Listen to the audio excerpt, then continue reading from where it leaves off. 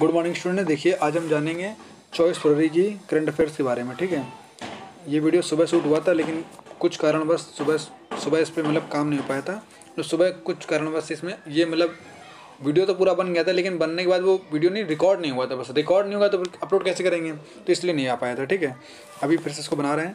अभी थोड़ा आवाज़ खटपट के आती रहेगी, थोड़ा बहुत दर्द की आवाज़ है, क्योंकि ये टाइम जो है 10 और 10 के बाद का टाइम है, तो यहाँ पर ऐसे काम होता रहता है, तो इसलिए आवाज़ आती रहेगी।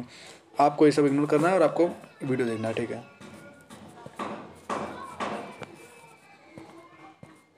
बढ़ते हैं पहले क्वेश्चन की ओर।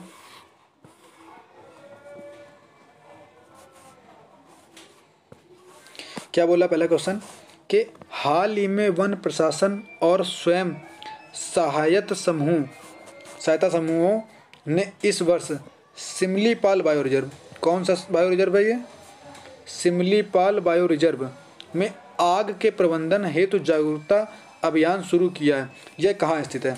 तो पूछा जाएगा खाली क्वेश्चन क्या कि सिमलीपाल बायोस्फीयर रिजर्व कहाँ पर स्थित है? तो यह है उड़ीसा में। कहाँ पर स्थित है? उड़ीसा में। बस इतनी सी बात है, इसमें कुछ इंपॉर्टेंट वाली बात नहीं है। नेक्स्ट क्वेश्चन की ओर बढ़ते हैं।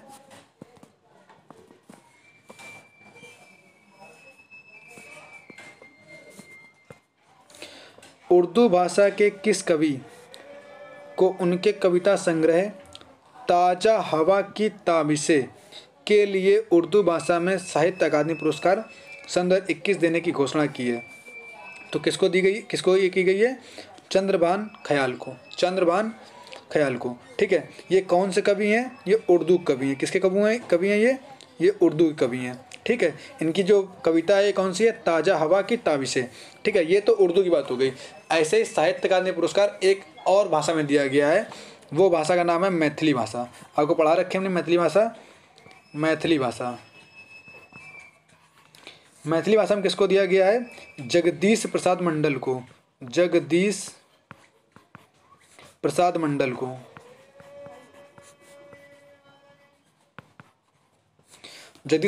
दिया गया है। इनका उपन्यास क्या है? इनका उपन्यास है पंगु।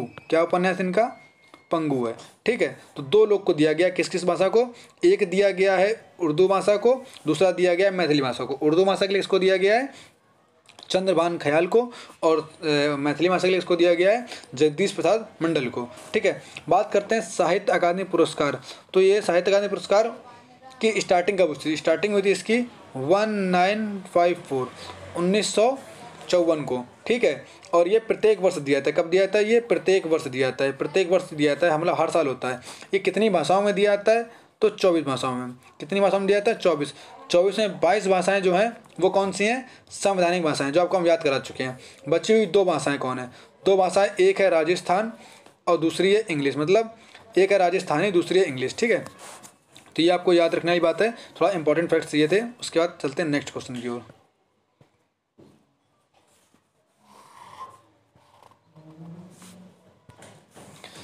सरकार ने अपने डिजिटल मिशन के तहत कहाँ पर जन भागीदार एम्पावरमेंट पोर्टल शुरुआत किया है? तो कहाँ किया? ये जम्मू कश्मीर में। बस इतनी सी बात है। आपसे क्वेश्चन दिया जाएगा, और जन भागीदारी एनवायरमेंट पोर्टल की शुरुआत कहाँ की गई है? जम्मू कश्मीर में। किस मिशन के तहत की गई है? डिजिटल मिशन के तहत।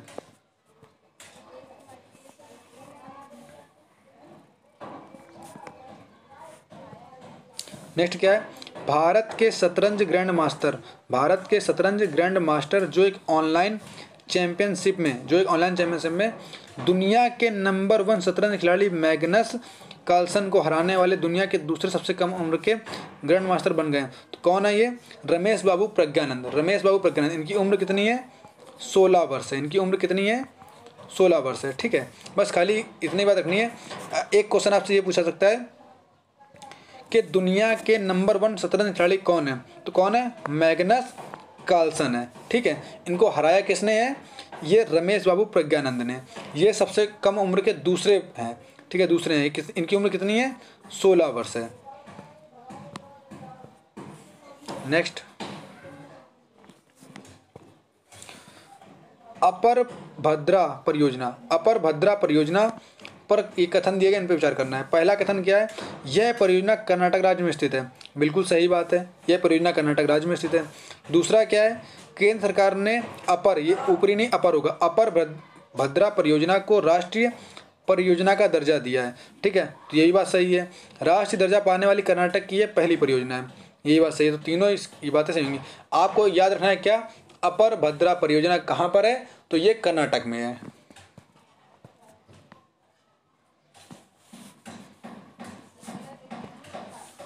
निम्नलिखित में से कौन सा 100वां हर घर जल जिला बन गया है। प्रधानमंत्री की एक योजना आई थी हर घर जल, क्या योजना आई थी, हर घर जल। उसी में 100वां जिला कौन सा बना है जिसमें हर घर जल है, मतलब ये मतलब वहाँ पर ये योजना पूर्ण रूप से लागू हो गई है। तो ये कौन सा जिला है, चंबा, चंबा है हिमाचल प्रदेश का।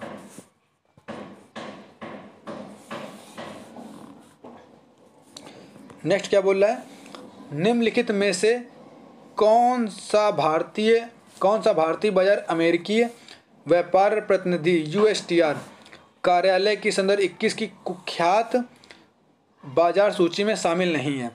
तो पहले आप समझिए कुख्यात बाजार सूची होता क्या है। जो चोर बाजारी होती है, जो जहाँ चोर बाजार का सामान जहाँ मतलब चोर बाजारी होती है, जो कहते हैं ना ये चोर बाजार है, यहाँ का चोर बाजार जो होता है उसे बोलते हैं कुख्यात बाजार। ठीक है, उसे क्या बोलते हैं, कुख्यात बाजार। ऐसा नहीं चोर बाजार में चोरी का सामान मिलता है, सामान वहाँ चोरी का नहीं मिलता है, वहाँ सामान मिलता है सेकेंड हैंड। वहाँ सामान कैसा मिलता है, सेकेंड हैंड सामान मिलता है। तो वही सेकेंड हैंड सामान को क्या बोलते हैं, चोरी सामान बोलते हैं।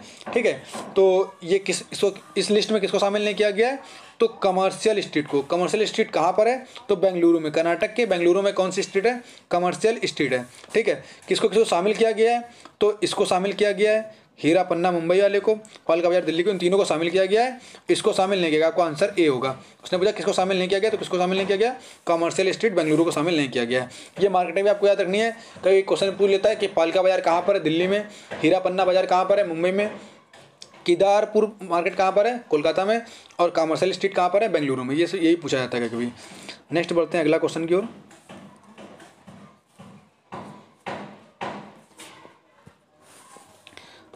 रेगुलेशन रिव्यू अथॉरिटी RRA 2.2 की स्थापना किसने की है, तो RBI ने की है। बस इतनी सी बात।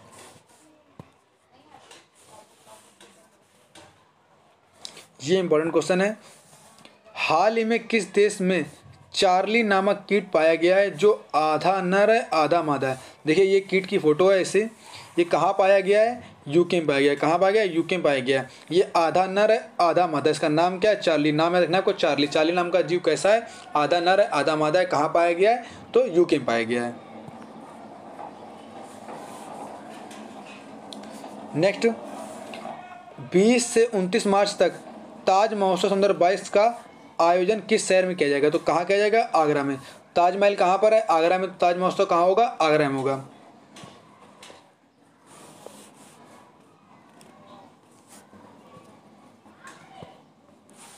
निम्न में से कौन सी राज्य सरकार प्रोजेक्ट आरोहण नाम से 4 वर्षीय परामर्श कार्यक्रम लॉन्च करने जा रही है, तो कहाँ की है, ये असम सरकार है। ये कहाँ की सरकार है, असम सरकार ने प्रोजेक्ट आरोहण लॉन्च किया है। ये किसको, ये इसका उद्देश्य क्या रहेगा, इसका काम क्या रहेगा, छात्रों को मार्गदर्शन देना, छात्रों को मार्गदर्शन देना,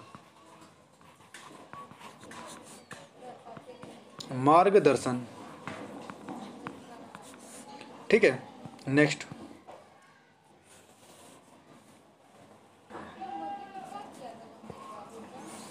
भारतीय नहीं होगा, यहाँ होगा भारतीय। क्या होगा, भारतीय। भारतीय प्रवीण पवार ने हाल ही में किस राज्य में पहली जैव सुरक्षा लेवल 3 नियंत्रण मोबाइल की प्रयोगशाला का उद्घाटन किया है। भारतीय प्रवीण पवार ने हाल ही में किस राज्य में पहली जैव सुरक्षा स्तर 3 मतलब लेवल 3 नियंत्रण मोबाइल प्रयोगशाला का उद्घाटन किया, तो कहाँ पर किया है, ये महाराष्ट्र में किया है।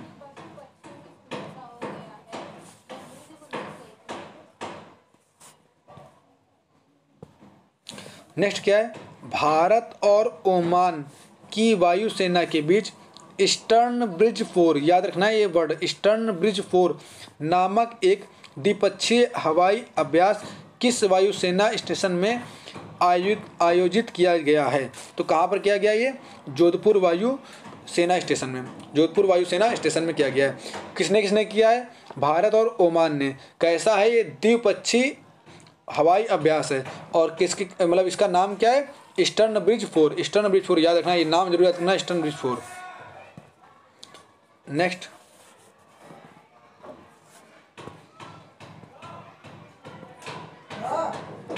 भारत की किस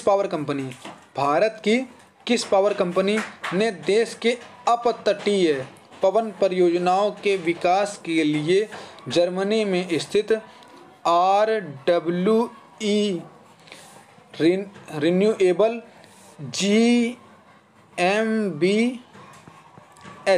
के साथ करार किया है? तो पहले तो आपको याद रखना है कि अपतट क्या होता है। देखो ये तट होते हैं हमारे, ये समुद्र बना हुआ है, तो ये तट हो गए। जो तट नहीं है, जो सीमा है, वो क्या बन जाएंगे? अपतट हो जाएंगे। तो उसने क्या बोला है कि भारत की किस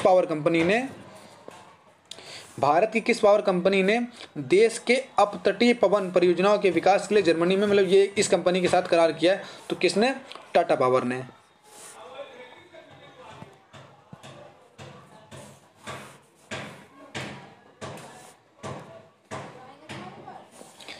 केंद्र सरकार ने किसको RBI भारतीय रिजर्व बैंक के केंद्रीय बोर्ड के निदेशक के रूप में नामित किया है? तो किसे किया? ये सचिव संजय मल्होत्रा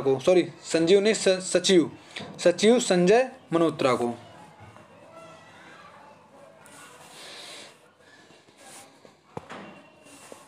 नेक्स्ट क्या बोल रहा है? किसने सफलतापूर्वक एक नई नौसेना वायु रक्षा प्रणाली सीडोम, ये वर्ड याद रखना है, सीडोम का परीक्षण किया? पहले तो ये वर्ड क्या है? सीडोम है क्या? तो सीडोम एक नई नौसेना वायु रक्षा प्रणाली है। सीडोम क्या है? वायुसेना, मतलब नौसेना वायु रक्षा प्रणाली है। और ये इसका परीक्षण किसने किया है? इजराइल ने किया है। बस आज के लिए इतना ही, बाकी नेक्स्ट वीडियो में।